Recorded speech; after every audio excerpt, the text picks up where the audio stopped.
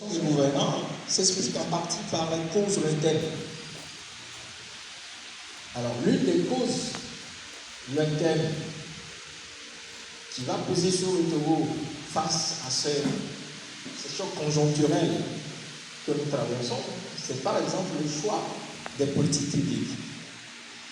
Alors, lorsque j'ai étudié sur les 14 dernières années les allocations budgétaires de nos gouvernants face aux divers départements ministériels, je me suis rendu compte que plus de 2000 milliards ont été consacrés au département des travaux publics et des infrastructures, contre 539 milliards pour l'agriculture.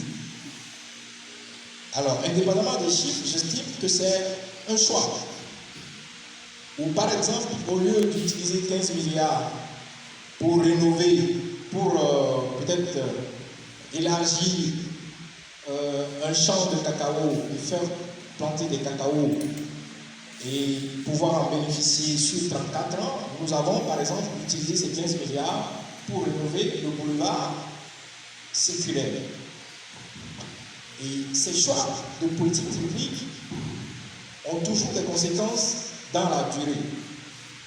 Aujourd'hui, celui qui aurait pu faire le choix d'utiliser ces 15 milliards pour planter des cacao, eh bien, aujourd'hui, il aurait pu emmagasiner des réserves de change en vendant ces cacao à l'extérieur et indexer une taxe de 1 ou de 2% sur l'exploitation de ce cacao et utiliser cette taxe de 2% pour construire ou rénover le boulevard circulaire.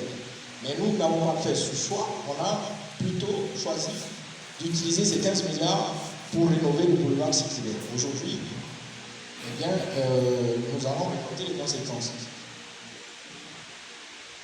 Le niveau d'endettement du pays, ça fait partie des causes lointaines. Nous avons un endettement qui a violemment progressé sur les 10 dernières années. Nous sommes passés de 767 milliards de dettes publiques à 2700 milliards de dettes publiques à fin juin 2021. Je vous expliquerai un peu plus loin eh bien, les conséquences de ce relèvement rapide de notre niveau d'endettement sur la trésorerie du pays, qui réduit considérablement aujourd'hui les marges de manœuvre de nos gouvernements face à la crise actuelle. Vous avez un faisceau d'éléments qui, pris isolément, semblent ne pas avoir impacté négativement notre économie, et pourtant ce n'est pas le cas. Lorsque vous les rassemblez, vous vous rendez compte qu'aujourd'hui, ces événements agissent sur notre économie. Vous avez par exemple les incendies des marchés.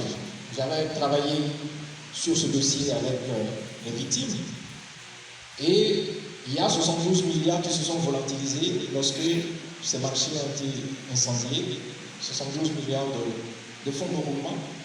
Et il a fallu plus d'une dizaine d'années pour que ces femmes reconstituent leurs fonds de roulement qui leur permettent de faire des affaires. Il y a eu des pertes, notamment en ce qui concerne l'emploi. Tout dernièrement, vous êtes au courant, il y a eu la vampirisation de notre économie avec cette histoire de trading, où une vaste escroquerie a été organisée avec potentiellement la disparition de la circulation de la manière de plus de 28 milliards. Ensuite, les gouvernants eux-mêmes ont procédé à ce que moi j'appelle le braquage d'un certain nombre d'actifs de notre économie. Eux, ils appellent ça la privatisation. Je veux parler du port, de Togo Télécom, de la BTCI, de la MSCT, du secteur cotonnier. Et puis enfin, il y a ce que j'appelle mauvaise adaptation du business model où dans le secteur, notamment dans le secteur minier, où les gouvernants ont décidé pour un pays pauvre à faible revenu comme le Togo, eh bien, de détenir que 10% du capital dans un certain nombre d'entreprises multinationales étrangères qui exploitent nos ressources minières.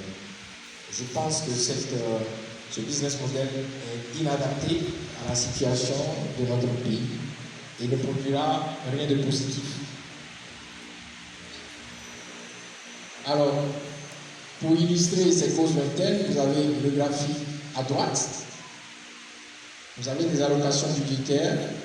À votre extrême droite, vous avez les infrastructures qui bénéficient de la plupart des ressources budgétaires du pays.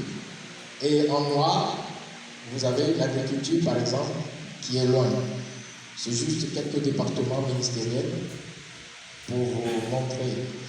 Alors, à votre droite, vous avez l'évolution de la dette, du stock global de la dette. Vous voyez à quel rythme, entre 2010 et 2021, à quel rythme notre dette stock global a progressé. Et puis, en gris, vous avez la dette intérieure, et la progression de la dette intérieure vous montre que aujourd'hui, c'est essentiellement la dette intérieure qui alimente la progression rapide de notre dette globale, notamment par le biais des emprunts qui se font régulièrement sur des mois titres.